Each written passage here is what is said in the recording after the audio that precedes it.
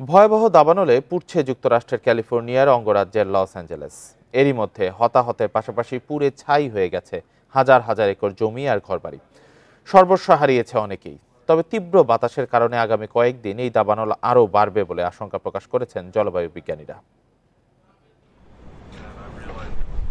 ইতিহাসের অন্যতম ভয়াবহ দাবানলের সাক্ষী হচ্ছে যুক্তরাষ্ট্রের লস অ্যাঞ্জেলেস।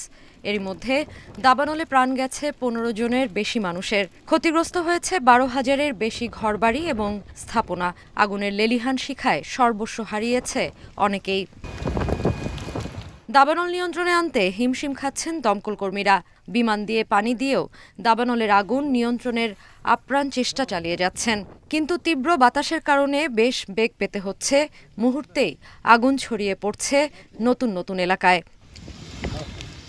লস অ্যাঞ্জেলেস সহ দক্ষিণ ক্যালিফোর্নিয়ার যেসব এলাকা দাবানলে পুড়ছে, সেখানে আবারও তীব্র বাতাস বয়ে যেতে পারে বলে পূর্বাভাস রয়েছে।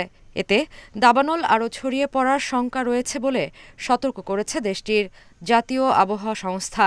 একই কথা বলছেন ইউনিভার্সিটি অফ ক্যালিফোর্নিয়ার জলবায়ু বিজ্ঞানীও।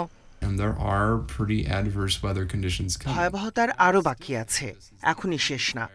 আগামী ৭ থেকে ১০ দিনের মধ্যে আরও একাধিক চরম দাবানল আবহাওয়ার ঘটনা ঘটতে পারে।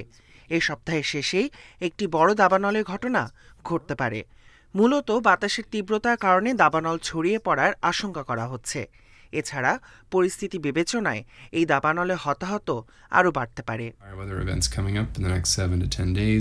প্রতি বছর সেপ্টেম্বর থেকে মে মাস পর্যন্ত ক্যালিফোর্নিয়ার ওপর দিয়ে ঝোড়ো বাতাস বয়ে যায়। সান্তা আনা নামের এই বাতাসের গতি ঘণ্টায় ১৬০ কিলোমিটার পর্যন্ত ওঠে।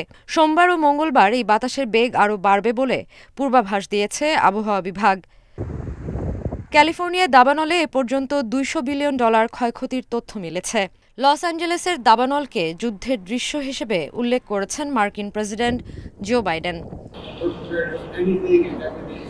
Sadia Afrin, Independent news.